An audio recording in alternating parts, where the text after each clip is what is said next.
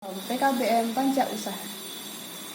Today I want to show about storytelling. The title is Keraton Yogyakarta, or you can say Keraton Yogyakarta Palace. In the heart of Yogyakarta, in the heart of Yogyakarta, a place full of history and culture, stands the majesty. The palace is not only for the Sultan, but also a living museum that holds the secrets and tradition of Japanese heritage. It is a destination that invites travelers to experience the rich culture preserved for centuries. The first Yogyakarta Palace was founded in 1755 as a result of the Chianti Agreement founded by the first Sultan Hamengkubuwono. There are several. Kalau there are tuh bacanya there are. Ya. Kalau there are students itu they are.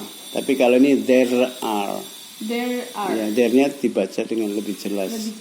Seperti there are 2 books, there are 3 policemen, there are 5 books. Ya kan, there are. Bukan they are, tapi there are. There are several relics from the past that are still preserved in the Yogyakarta Palace. Apart from ancient relics, there are also palace guard, who we often call Palace guard. Apa tulisannya? Yang mana? Palace guard gimana tulisannya? Palace guard. Guard tuh kayak ini loh. Oh, sing penjaga. Yeah. Guards. Ya. Tulisannya guard, bacanya guards. Terus there are also palace guards, what we often call abdi dalam. Cold. Ini cold. Jadi dalam bahasa Inggris itu ed itu kalau dibaca nggak kelihatan. Bukan cold tapi cold. Ini yang call itu loh. Cepat sekali wanted. Bukan want, bukan wanted. Tapi kalau cold bukan cold. Ya, tapi kalau wanted bukan want. Jadi cold gitu aja. Cuman ya. Ini teksnya gini. Call tuh memanggil. Call. Mana? We often call. Oh ya, berarti itu menyebut. Yeah, kami sering menyebut. We often call.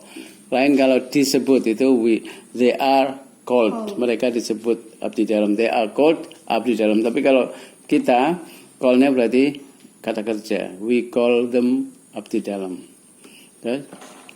The concierge will help tourists who visit the palace as well as palace relics.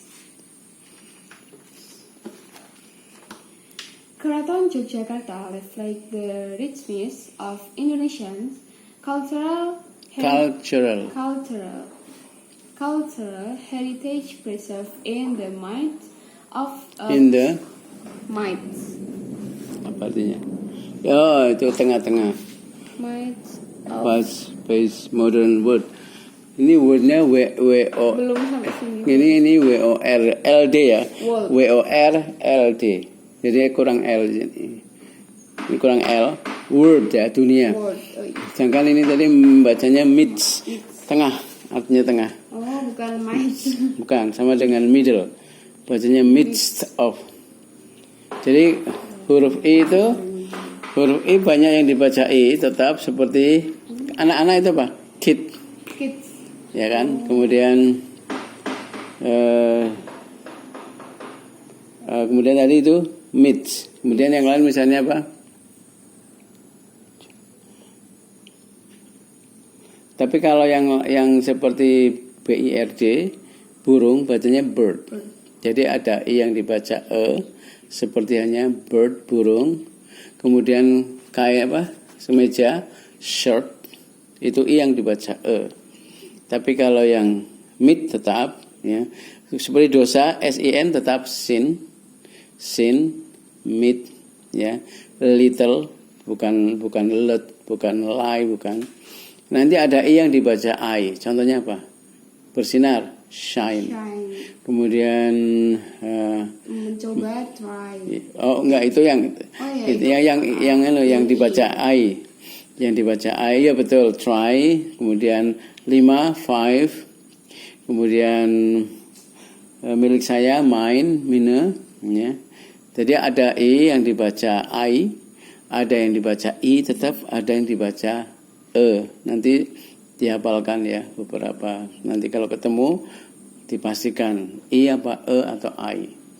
Tapi bisa kok ciri-cirinya. Kalau seperti like pasti dibaca I, ya kan? Jadi kalau ada E, kemudian huruf konsonan mati, kemudian diikuti E, ya, ile misalnya, like kan, ike misalnya berarti like, ya. Contoh yang lain misalnya fever berarti 5, ya 5, 9, nine, 9, ya. Jadi yang seperti itu dibaca A ya.